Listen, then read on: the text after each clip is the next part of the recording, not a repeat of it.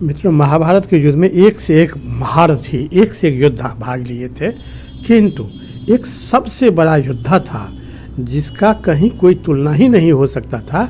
वह महाभारत में दोनों पक्ष से जितना लोग युद्ध कर रहे थे, सभी को, संपूर्ण महाभारत में, कुरुक्षेत्र में जितने योद्धा थे सभी को एक पलक में ही मार सकता था। वह महान योद्धा बर्बरिक था, जो भीमसेन और हिडिंबा का पुत्र था और घटोत्कच का पुत्र था। वह महान योद्धा था। एक समय की बात है कि हिडिंबा भगवान कृष्ण का बहुत घोर तप की थी और भगवान कृष्ण उस पर प्रसन्न होकर के उसको कहे कि हिडिंबा, तुम्हारे कुल में एक ऐसा योद्धा जन्म लेने वाला है जिसका कोई तुलना ही नहीं हो सकता है। वह महान योद्धा होगा और तुम्हारा अब फर्ज बनता है कि तुम अब घर जाओ और घर में रह करके ही तुम्हारे जो पुत्र होने वाला है, पुत्र जिसका नाम बर्बरिक होगा, तुम उसका शिक्षा दीक्षा पालन दो और धर्म के रास्ते पर उसको लाओ। धर्म का कहानी सब सुना करके उसको धर्म के रास्ते पर लाओ। तुम्हारा अब यही तप होगा। हिडिंबा भगवान का बात मान करके बहुत तनमन से बर्बरिक को शिक्षा देने लगी।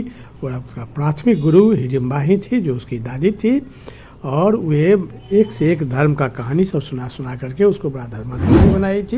बर्बरिक एक दिन अपने दादी के साथ जब बैठा हुआ था तो बर्बरिक ने पूछा कि दादी जी, आप हमको तो बहुत कुछ ज्ञान दी हैं, लेकिन हमको ये नहीं बतलाया है कि मोक्ष क्या होता है, मोक्ष किसे कहते हैं।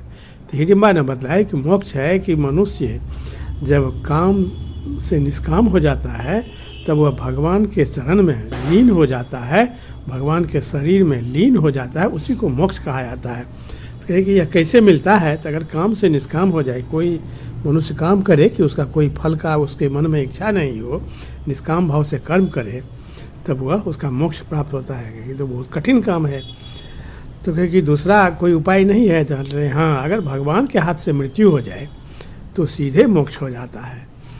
तो बर्बरिक बहुत प्रसन्न हुआ कि ये तो बड़ा आसान बात है, भगवान के हाथ से मृत्यु क्यों नहीं होगा। हम ऐसा करेंगे कि कृष्ण को हमको वध करना पड़ेगा तो मोक्ष मिल जाएगा।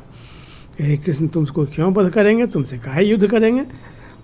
तो बर्बरिक ने कहा कि हम ऐसा तप करके ऐसा अस्त्र शस्त्र प्राप्त कर लेंगे कि कृष्ण मजबूर होकर के मेरा वध कर देंगे।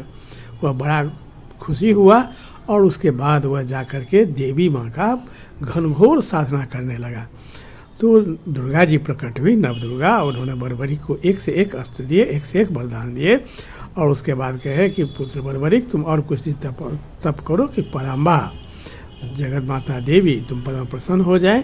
तो बर्बरिक ने पुनः करने लगा। उसके बाद जगदम्बा, आदि शक्ति माँ जगदम्बा प्रसन्न होकर के बर्बरिक को 3 बाण दी और कहे कि बर्बरिक, इसका एक ही बाण तुम्हारे लिए पर्याप्त होगा, चाहे कितना भी सेना हो, तुम एक बाण से एक पलक में ही सभी का वध कर सकते हो।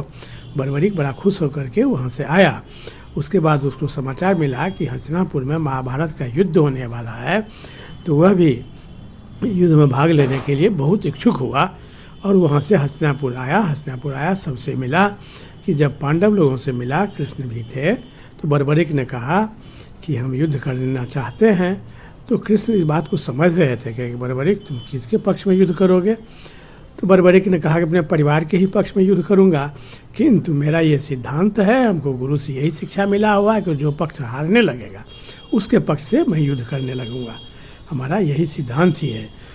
तो कृष्ण इस पर बड़ा आश्चर्यचकित हो गए और वह समझ गए कि बर्बरिक यदि दुर्योधन हारने लगेगा तो उसी के पक्ष में चला जाएगा, हम लोगों को छोड़ करके। तो इस बात से कृष्ण बहुत सतर्क हो गए। उसके बाद जब युद्ध शुरू होने की बात आई तो बर्बरिक अकेले रथ पर में सवार होकर के आ रहा था। कृष्ण ब्राह्मण के वेश में रास्ते में चले गए।